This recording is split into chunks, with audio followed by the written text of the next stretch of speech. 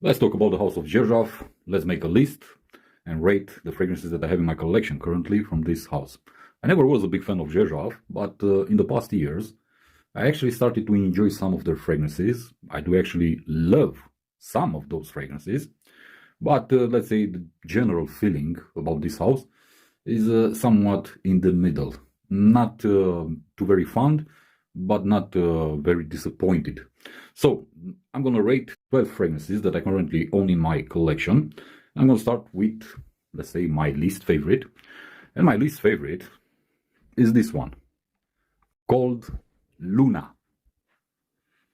Yeah, don't get me wrong, this is a great fragrance. High quality, very long lasting, incredibly powerful. But I'm not the biggest fan of the ingredients. And the main reason for which this is my least favorite Xerjoff fragrance is because it resembles quite a lot with a fragrance from Amouage that I'm also not a big fan of.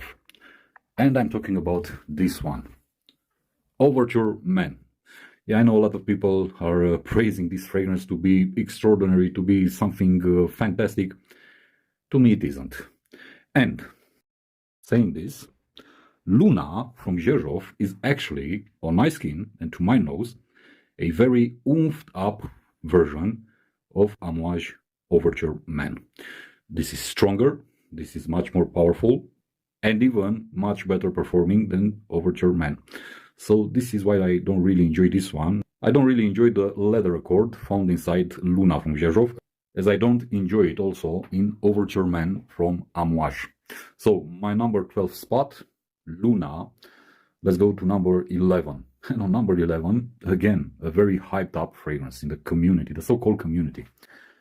Again, don't get me wrong, it isn't a bad fragrance, but it isn't as spectacular, as fantastic, as phenomenal as everybody, and one guy in particular is praising it to be. This is Mefisto Gentiluomo.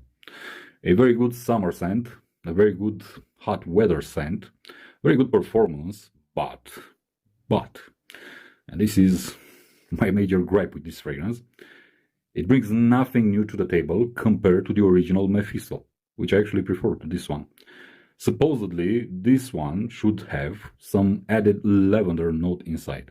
To be honest with you, it's nowhere to be found. Honestly, ever so slightly, you may catch a whiff of something resembling to lavender, but that's pretty much it. Otherwise, it's the exact same fragrance as the original Mefisto.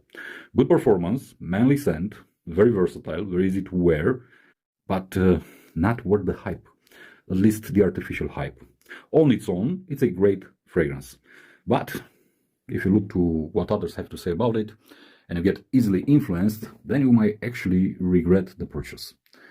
Next entry in this list, let's call it number 10, is a discontinued fragrance, and I don't dislike it because I find it, let's say, lacking in terms of quality, in terms of uniqueness, or in terms of performance. I actually enjoy a lot its weirdness, but this is very difficult to wear, at least for me. I've tried wearing it so many times in so many occasions, but unfortunately, it isn't something very popular to wear. The fragrance is called Ascot Moon. Yeah, this is greenery at its finest. This is extremely, extremely green, herbal, earthy. It's very difficult to pull it off. At least for me it is. I enjoy wearing green fragrances, I enjoy greenery in my fragrances, but this is at a different level. This hits very hard, and that's why it's very difficult to pull it off. I can't actually wear this one outside my home, because I personally find it offensive, but as a collector, if you want something for your own pleasure, then yeah, this is worth having in your collection. But unfortunately, it isn't very versatile, not for me at least, not in my usual wearing setup, so that's why it's my number 10 in this list. As I said, when it comes to quality, to performance, and especially to creativity, this is an extraordinary fragrance. But that's it. My next entry is a tobacco scent combined with rose. And this isn't, let's say, your burning cigar type of tobacco. This is a green leafy tobacco with a very green woody rose type. I'm talking about Wardina. Nice scent, but nothing extraordinary, to be honest. At least not to me and to my nose. A decent attempt to a tobacco scent, but nothing more. Don't really enjoy the roses either in this one, and I do find the tobacco to be a bit too underwhelming, to be honest with you. I would have preferred it to be a bit more amped up, like you find it in Amouage Royal Tobacco, for example, the same green leafy tobacco. So yeah, not a big fan of Wardina. It does have its place in my rotation, but it isn't one of my favorite tobacco scents or one of my favorite Xerjoff scents. Good performance, not extraordinary, but good, decent enough. Very masculine, so although it's marketed as a unisex frag, I don't see this one being worn by women. But yeah, best suited for cooler weather. And that's pretty much it. Wardina takes the number 8 spot. Let's go to my next entry in this list, and of course, the original, aforementioned Mefisto. This is a great summer scent. In the same veins, and quite similar actually, to a very well-known creation from Crete called Silver Mountain Water. But with the added benefit of better performance for Mefisto. At least this is my case with my skin every single time that I wear this fragrance. That's why I prefer it a lot more compared to Silver Mountain Water. Basically, they smell almost identical. So yeah, I do prefer this one. Very good for summer, very good for warmer weather, very good for office environments, very pleasant, very clean, fresh, uplifting, and I do enjoy it. This is actually the truth about Xerjoff Mefisto. And I do prefer it to its flanker, Mefisto Gentiluomo. Next entry in this list, this is a fig-based fragrance. Actually, quite a great one. So if you love juicy, creamy figs, ripe figs, you're gonna definitely love Ouverture. This is all about figs. Very delicious figs. Combined with florals, combined with musts, very good for hot weather especially. Very good for summertime. But you can also wear it throughout the year. Very good performance with Ouverture. And this is a unisex scent. Very powerful, ripe figs perfume. So if you love figs in your perfumes, this one is something you need to take a look at. You need to try it out to see if you enjoy it. And of course decide if you want to purchase or not the bottle. Very good performance with this one. Quite versatile. Very beautiful, I would say. It has a holiday type of vibe. So yeah, if you love figs, Ouverture from Xerjoff is a good fragrance. Next entry comes in the form of this one called 1888. This is very beautiful. This is very beautiful. It's very elegant, it's very opulent, it's demanding that you are dressed up properly. It's demanding a proper occasion for its wearing. So yeah, better suit up because this is quite elegant. I really love the florals in this one and also the performance. And on a side note, this is actually the line from the house of Xerjoff that I actually enjoy the most, and it's the Casamorati line. But as I said, this comes as a side note or a disclaimer, whatever you want to call it. But 1888, if you love ambery fragrances, if you love floral fragrances, but done well, done great, and masculine at the same time, this is a fragrance for you. Very good, especially for cooler weather. It works miracles in spring and fall, also in wintertime, but you can also wear it throughout summertime, especially in the evening. Really nice scent, 1888. Next entry comes in this form, and it's called Birdie. Yeah, love this scent. I simply enjoy wearing it, especially in hot summer days. Why do I enjoy wearing this? Very simple, because this to me smells like a powerful rain in the plains during summertime. This is the exact feeling. Very grassy, humid at the same time, ozonic, exactly as it smells outside after a long summer rain.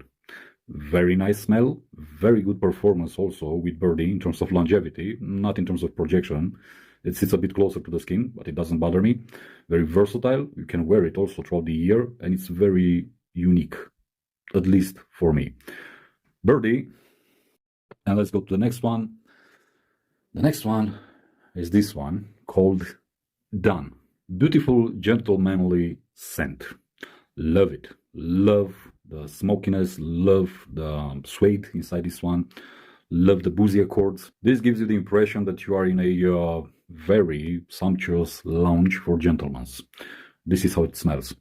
Very long lasting, not great in terms of projection, again, but very long lasting and with a very beautiful scent trail.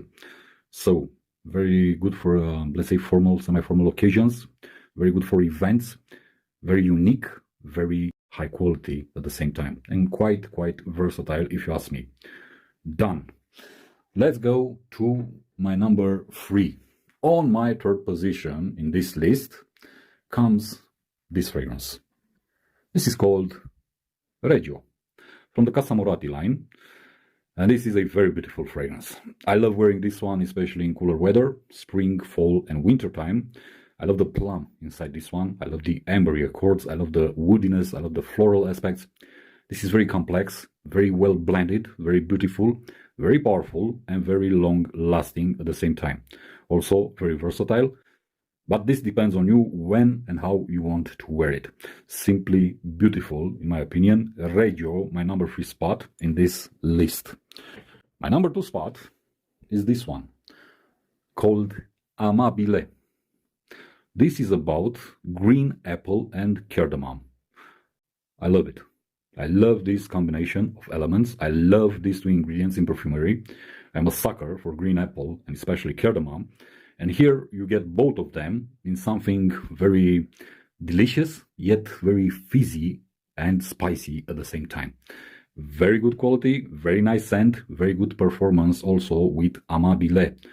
A fragrance that I wear throughout the year. I have no issues when it comes to performance, when it comes to versatility, when it comes to how, when to wear it, how to dress up and whatnot. It simply works every single time. If you love green apple, but especially if you love cardamom, a very beautiful spicy cardamom, very fizzy at the same time, you're gonna definitely love Amabile. And this is why it's my second position in this list with Xerjoff fragrances. And my number 1 spot, my favorite Xerjoff fragrance, is still the same one as it has been every single year, every single time. This is the one that I love the most. This is the one that I enjoy wearing always. This is an incredible, beautiful, powerful, gentlemanly scent. Fiero. Again, from the Casa Moratti line. I simply love the tarragon inside this one, combined with bergamot, combined with other citruses, combined with woods and aromatic elements. This is stunning. This is beautiful. This is clean, fresh, and uplifting, and zesty at the same time. Love wearing this one, especially in hot summer days, but I also wear it throughout the year.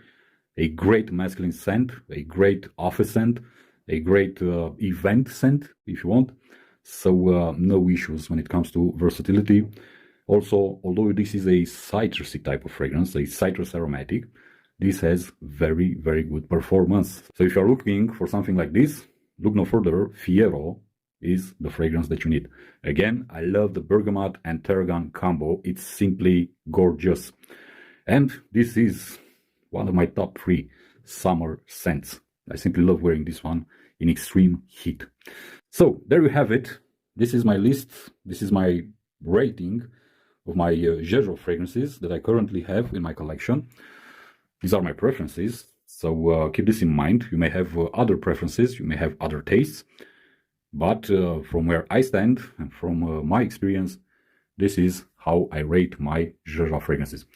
As always, my friends, do not blind buy fragrances. Purchase small quantities, purchase samples, wear them on your own skin, test them on your skin, see if you like them, and only after you draw some conclusions, decide if it's worth paying or not paying the full price for a full bottle.